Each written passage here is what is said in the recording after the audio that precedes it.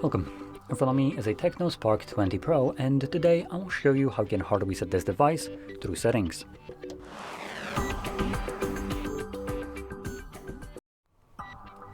So to get started, you will want to open up your settings application. And here, you're going to scroll all the way down to the last option, System, and then you want to select Reset Phone. Erase all data. Once you do that, it will present you with a list of data that will be removed by this process, which includes importantly things like music, photos, and all user data. If you have anything of that sort that you'd like to maintain, make a backup copy of it to, for instance, your computer. Now, I don't have anything here that I want to back up, so I will just jump straight into erase all data. If you have some kind of screen lock, you need to confirm it. I do have a PIN.